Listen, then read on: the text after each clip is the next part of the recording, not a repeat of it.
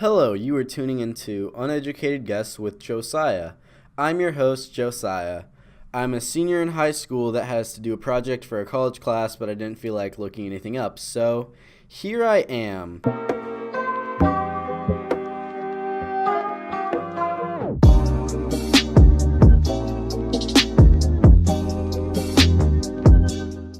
This is going to be a little over a 15-minute podcast, and it is about buying a house, which I currently know nothing about. It should be really interesting to see how far we get when I have never bought a house. So let's get into it. So I'm pretty sure for buying a house, you need to have money of some sort.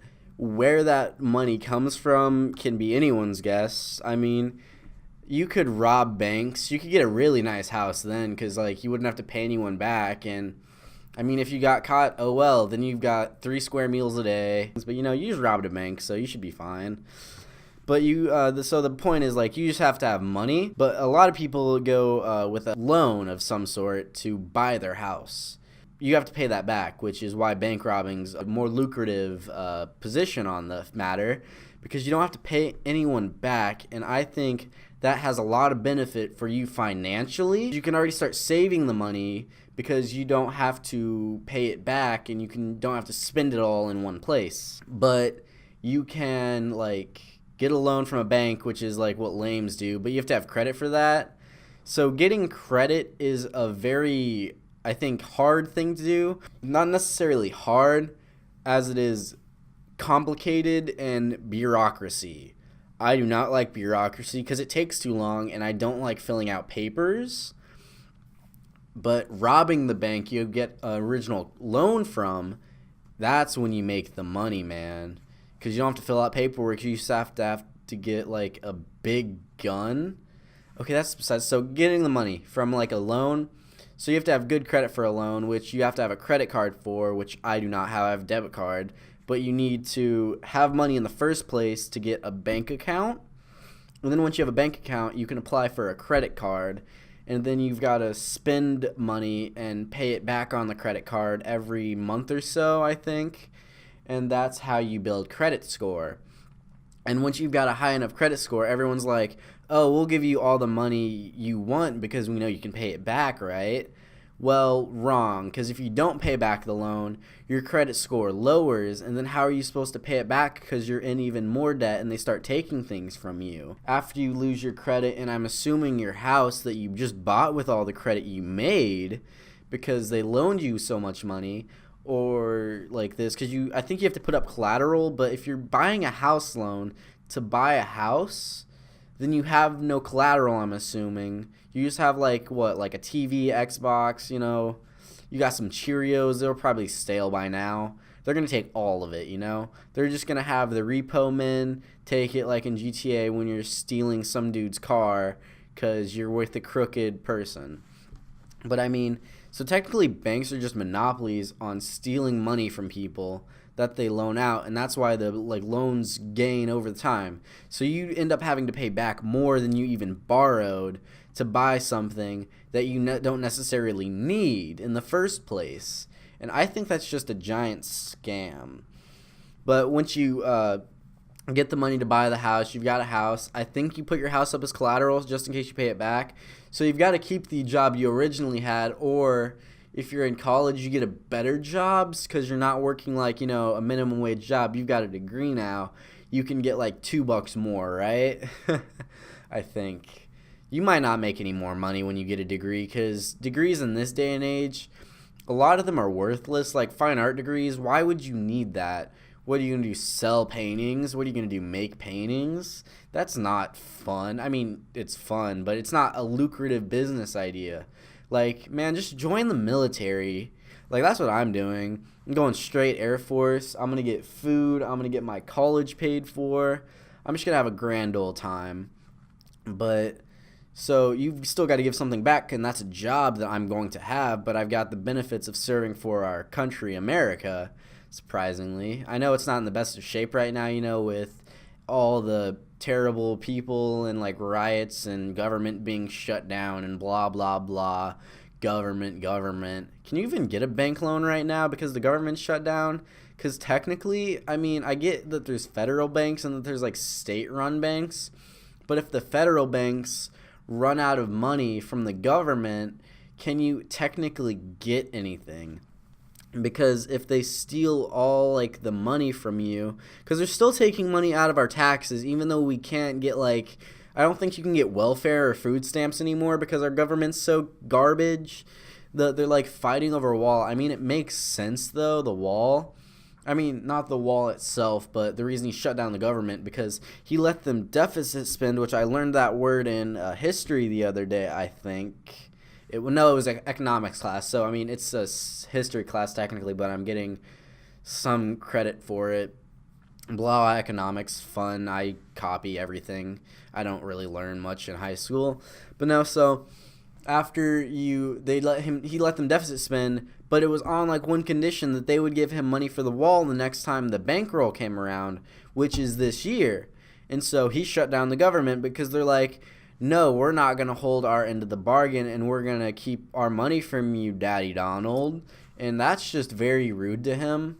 I mean, I get it. No, not everyone wants the wall, but I mean, it was like a pinky promise, and that's like really, you shouldn't break those because that's like really mean. And so I don't even know. I don't know if we can get money right now from the banks because the federal banks supply all the money, I think. I learned that somewhere. Maybe it's probably I just thought of it in like a dream. I've had weird dreams.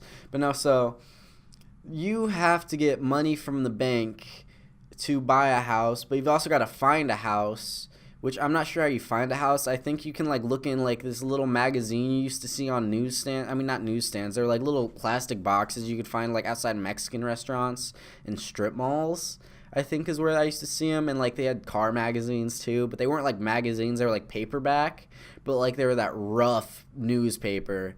But they had colors, so I mean, they had pretty pictures. I didn't really look at them because I'm like, when will I ever need to buy a house? Houses are dumb. I'm just going to live in like an apartment and sleep on a futon. I still want to do that.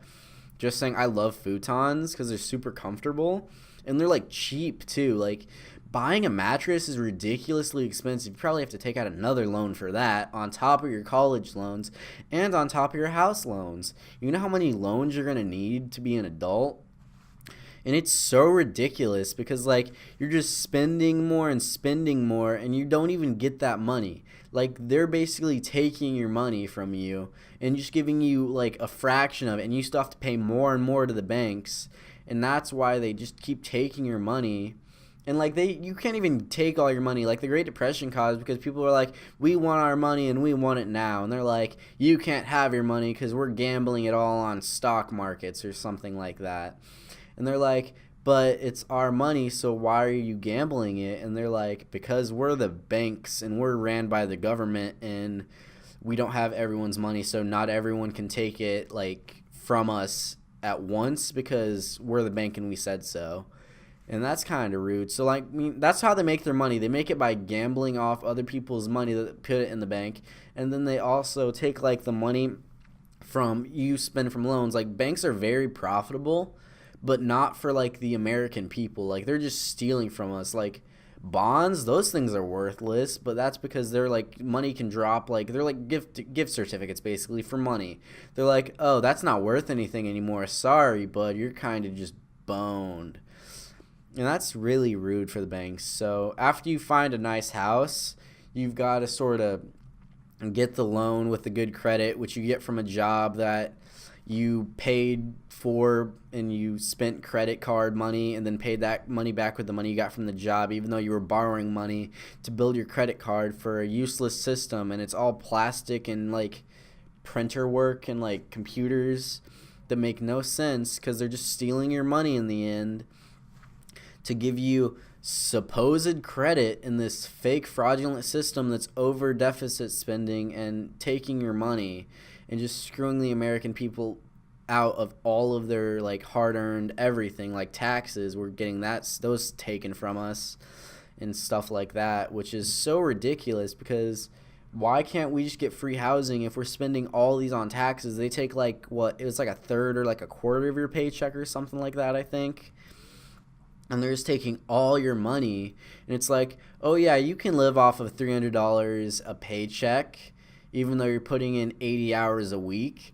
We care about the American people. We're just gonna let you starve, yet some of us live in like super luxury, and some of you can't afford houses because you can't build the credit to make loans.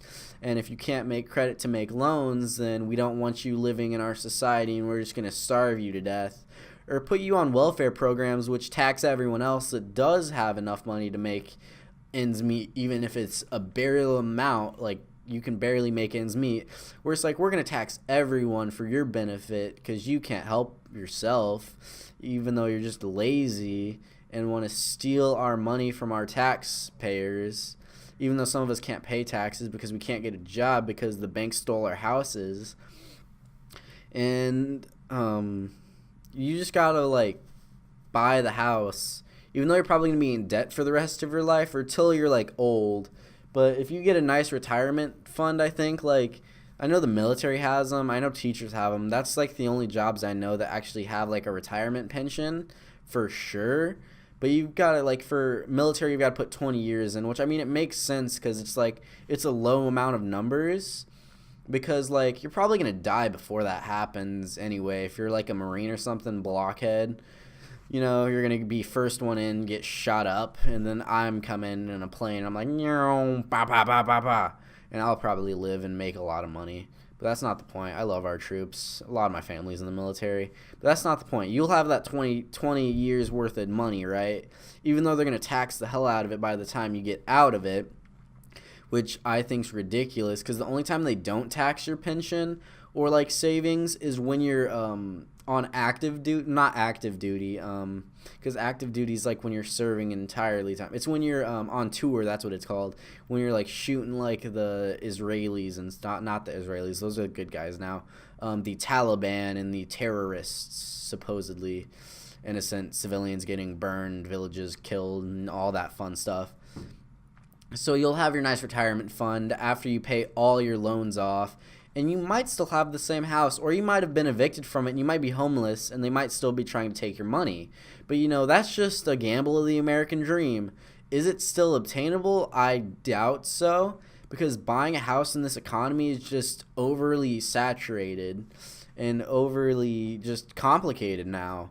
Buying a house is extremely complicated when you have to you have to borrow money and then pay more money back than you borrowed in a corrupt government system, which is just going to hurt you in the end, and it's going to continue to take your money and keep like the little guy down. So if you don't have money to begin with, you're just doomed from the get-go, because you can't and you won't get out of this loophole of loans and spending more, or paying more money than you have originally borrowed to buy whatever you need to live, aka shelter, food, clothing, all that fun stuff. Because I mean, jobs nowadays are paying so little, and the taxes just keep increasing, so the government's just taking more and more from its taxpayers. And so like minimum wage people, they're barely making any money now, because the government's just like, oh, you won't miss that, $30,000. That's a lot more than minimum wage. That's like if you make $100,000, I think they take like 30% of your paycheck, or like 20%. I don't know, something around that area. It sounds about right. But they're basically just taking your money, and you've got to buy a house, and it's just so hard because you're trying to buy the house. But if they keep taking your money, you won't be able to buy the original house. I mean, you can buy the house, but you're going to lose that house in a few years because they're just going to keep taking your money. And it's just a vicious cycle of American garbage capitalism, and I don't like it. But besides the fact, so you get the money to buy the house. You sign papers for like an apartment or house. You sign, what's it called? A notice? No, not a notice. That's when you're getting evicted. You sign some sort of legal binding contract for so many months or years for an apartment, and you sign like a homeowner's agreement or no, wait, that's if you like there's like documented people there for a house, and that's basically how you buy like a house. You just sign paperwork after getting ripped off the rest of your life by getting a loan. So I will be back later on this podcast. Will probably only be a few seconds for you with the facts. So that's all for now. Thank you, and I'll see you in a few seconds. Elevator music, go.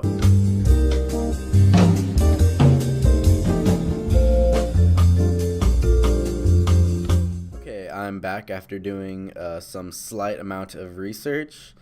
And there's about 10 steps to buying a house that are like sort of condensed. And the first step is obviously improving your credit score. So, I mean, I was kind of right on that. But, the quickest way is to get a credit card and basically just pay off your bills at the end of each month. Because a credit is based on you paying back your bills. Which, I mean, that's pretty... I was pretty accurate on that, I think.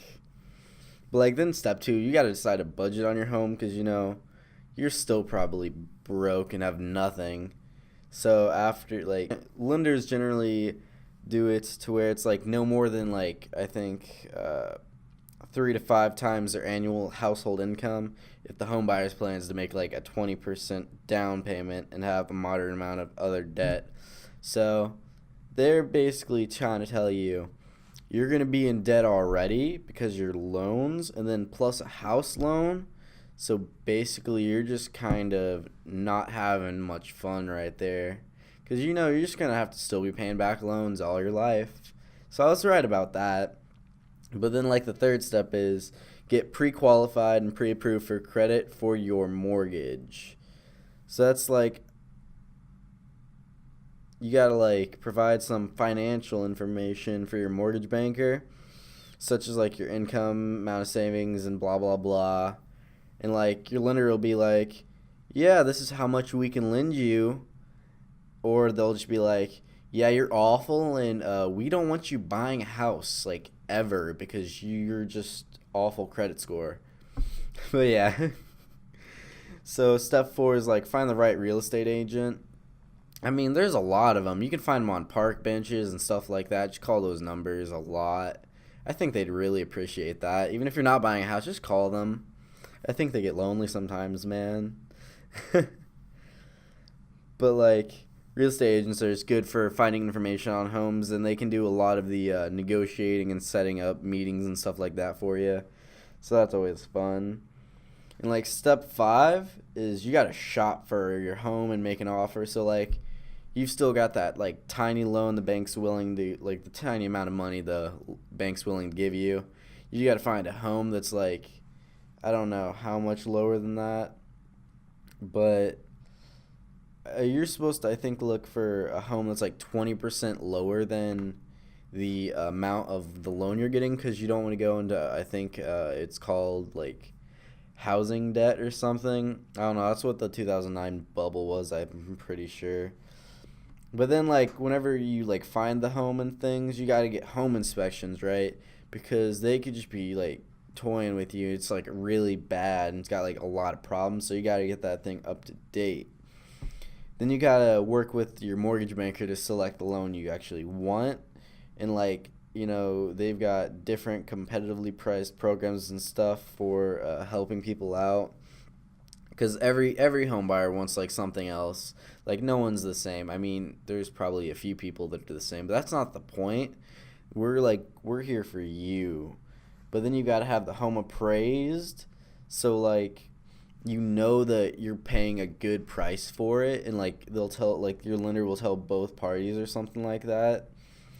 Then you've got to, do paperwork, which is just bureaucracy. And I hate bureaucracy because it's just awful construct of man. So you got to do all the paperwork that's involved in buying a house, which I didn't research what that is. But, you got to make sure all that's good. Then you got to close the sale, which is, like, required to complete the purpose. So you've got to sign everything. You've got to have the loan documents, and it takes a couple days for your loan to be funded after the paperwork is returned. But, I mean, then you've got a house, basically, once, like, you get the check or something. And that's basically how you buy a house. I mean, I don't recommend it because it's very complicated, but if you want to buy a house, go for it, man. Those are the steps. I mean, so I was pretty accurate. You do need like money, but there's a lot more steps than I thought than just getting the money and buying a house. So I hope you got just as informed as I did today. Thank you and have a great time. I'll see you next time.